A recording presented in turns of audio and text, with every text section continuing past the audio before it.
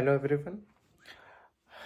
Indian philosophy या अगर मैं कहूँ फिलॉसफी को समझने के लिए हम जब भी अगर आपको फिलॉसफी में इंटरेस्ट है, अगर आप सोच रहे हैं कि कहाँ से फिलॉसफी की शुरुआत करी जाए, और अगर आपको एक प्रॉपर रेफरेंस नहीं पता है तो आपको बहुत ज़्यादा प्रॉब्लम्स फेस करनी पड़ सकती हैं।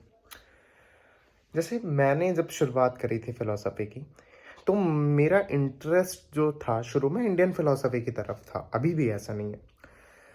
तो मैंने आज से 3 साल पहले मतलब मुझे 3 साल हो रहे हैं ऑलमोस्ट फ़िलॉसफ़ी को पढ़ते हुए, जानते हुए, समझते हुए, और अभी भी मैं सीख रहा हूँ। आगे भी सीखूँगा क्योंकि 3 साल में समझने वाला सब्जेक्ट नहीं है फ़िलॉसफ़ी।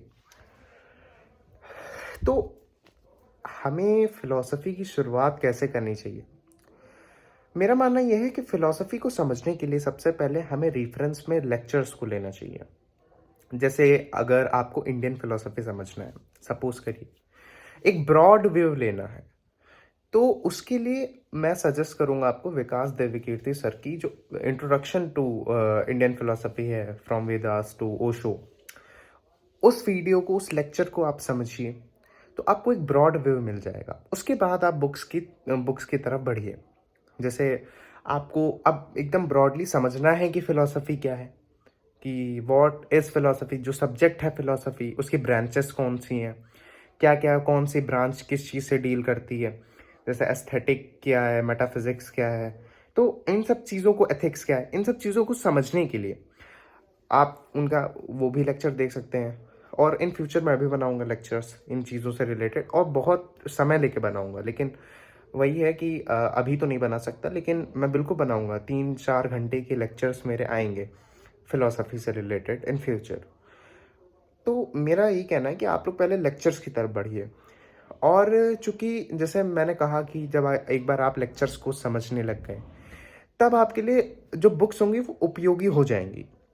जैसे अगर आप समझिए, आप शंकराचार्य के अद्वैत सिद्धांत को समझ गए या रामानुजाचार्य के विशिष्ट अद्वैत के सिद्धांत को समझें, तो उसके बाद आपको तो उनकी फिलॉसफी तो क्लियर हो ही गई है कि क्या वो बात कर रहे हैं। उसके बाद आप आगे बढ़िए बुक्स के थ्रू। बुक्स कौन सी रेफरेंस में लें? तो मैंने जो बुक पढ़ी है, मैंने अभी ये 100% तो नहीं कंप्लीट करी है क्योंकि मैं अभी भी उतना यूज टू नहीं हो पाया हूँ बुक्स के। मैं कंपैरेटिवली लेक्चर्स को ज़्यादा प्रेफर अपने लिए अभी कर रहा हूँ। ऑब्वियसली मैं प्रेजेंट में अभी कर रहा हूँ, आगे तो मुझे बुक्स पढ़नी ही पड़ेगी। पढ़ना ही है, ऑब्वियसली पढ़ेगी क्या, मुझे इंटरेस्ट है तो मैं पढ़ूंगा। तो भारतीय दर्शन की रूपरेखा, ये बुक बहुत कामयाब हो सकती है आपके लिए अगर आपको इंडियन फिलॉसफी को समझना है, एक ब्रॉड व्यू लेना है। थोड़ा इसमें डिटेलिंग है। अच्छा, मैं जब कह रहा हूँ broad view, so what does it mean, कि मतलब मैं ब्रॉड व्यू क्यों कह रहा हूँ? उसका कारण ये है कि अगर जैसे इस बुक में भी आपको शंकराचार्य की बुद्ध के सिद्धांत बता दिए गए, लेकिन अगर आपको बुद्ध को समझना है तो आपको अगुंदर निकाय को पढ़ना पड़ेगा, आपको धम्मपद को पढ़ना पड़ेगा। There are lots of books जिसमें अगर आपको शून्यवाद समझना है तो बहुत बहुत ज़्यादा इसमें डेप्थ है इन चीज़ों में। तो फिर वो उनके वर्क आ जाते हैं। जैसे अब मैं आपको एक एग्जांपल से बताता हूँ कि आपने शंकराचार्य का अद्वैत सिद्धांत समझा, तो आपने वो समझा, लेकिन आप शंकराचार्य की फिलॉसफी को पूरी तरह तब समझोगे जब आप उनके वर्क को भी पढ़ लो। जैसे सौंदर्य लहरी हो गया, भज गोविंदम हो गया, विवेक चूड़ामणि हो गया, और there lots of more books. जैसे उनके 11 उपनिषद के जो भाष्य हैं, बृहदारण्यक पे है, छांदोग्यों पे है, और जितने भी 11 उपनिषद है, प्रश्नोपनिषद, कठ के, इन सब पे है उनका भाष्य। तब जाके आप एक अद्वैत फिलॉसफी को समझ पाओगे शंकराचार्य की। Specifically I am talking about Shankaracharya. तो आपको पहले वो सब चीज़ें समझनी पड़ेंगी। उन सबको समझने से पहले आपको तो एक पॉइंट चाहिए ना जहाँ से आप शुरुआत करो, वरना तो गड़बड़ हो जाएगी। तो उसके लिए मैं सजेस्ट कर रहा हूँ कि आप लेक्चर्स देखिए विकास सर के, बहुत अच्छे लेक्चर्स हैं। उसके बाद आप बुक्स की तरफ बढ़िए। अब बात करते हैं कि वेस्टर्न फिलोसफी की में क्या कर सकते हैं हम।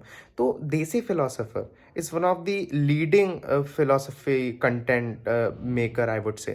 क्योंकि उनकी उनके उनके लेक्चर्स अगर आप देखेंगे तो सिस्टमैटिक फिलोसोफर से लेके जितने भी दार्शनिक हुए हैं, जो नॉन सिस्टमैटिक फिलोसोफर्स भी हुए, जैसे फीदरख नीचा और जॉन पॉल सार्त्र, और जितने भी हुए हैं, अल्बर्ट कामू, और जितने भी ये Arthur Schopenhauer was a systematic philosopher, Hegel was a systematic philosopher, इन सब के ऊपर स्पेसिफिक उनके लेक्चर्स पढ़े हैं 3-3 4-4 घंटे के, तो आप उनको भी एक रेफरेंस में ले सकते हैं। उसके बाद अगर आपको थोड़ा-सा और डिटेल्स चाहिए, क्योंकि ये जो बुक मैं अब सजेस्ट आपको करने जा रहा हूँ, ये भी आपको प्रॉपर डिटेल तो नहीं ऑफ़र करेगी, लेकिन आपको फिर भी काफ़ी कामयाब किताब आपके लिए हो सकती है अगर आप इसको पढ़ेंगे after having lectures of this philosopher on western philosophy. ये इस बुक का नाम है फिलोसफी 101। ये भी कुछ 350 की थी, जो लास्ट बुक मैंने दिखाया था, शायद मैंने आपको प्राइस नहीं बताया, अराउंड 300 की ये भी पड़ेगी। तो ये आप पे डिपेंड करता है कि आपका इंटरेस्ट किस पे है, आप किससे शुरुआत करना चाहते हैं। अगर आपको वेस्टर्न फिलोसफी से शुरुआत करना है तो आप उससे कर सकते हैं। अगर आपको इंडियन फिलोसफी से बैकग्राउंड वॉइस के लिए माफ़ कर दीजिएगा। तो हाँ, मतलब अगर आपको ये, तो आपके इंटरेस्ट के ऊपर है, फिर आप इन किताबों के ऊपर तब आइए, मेरा मानना तो यही है। और अगर आपका इंटरेस्ट है कि आपको लेक्चर्स नहीं मतलब वो करना है, कंज्यूम करना है, आपको रिटन में ज़्यादा समझ में आता है, तो मैं आपको कहूँगा कि ये किताबें आपके लिए कामयाब हो जाएंगी बिना उसके भी।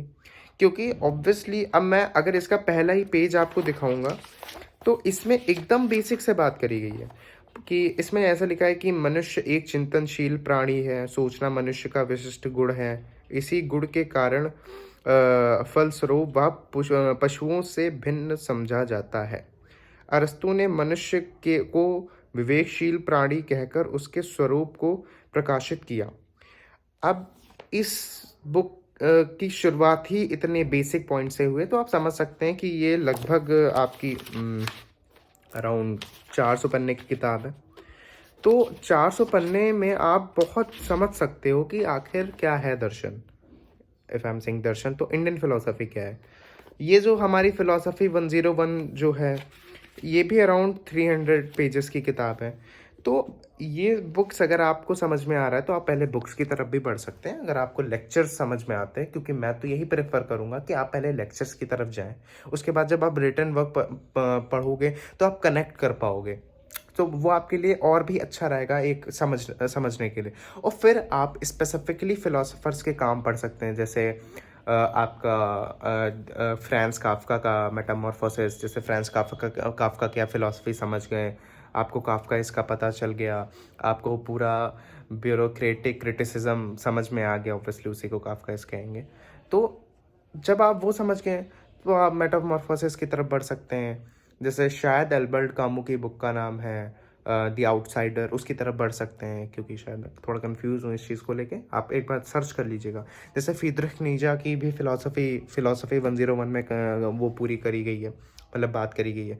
तो एक बार आप ब्रॉड समझ गए फ्रीडरिख विलियम नीजा को, फिर आप the will to power, the Antichrist और दस बुक ज़रथुस्त्र, ये सब की तरफ भी बढ़ सकते हैं।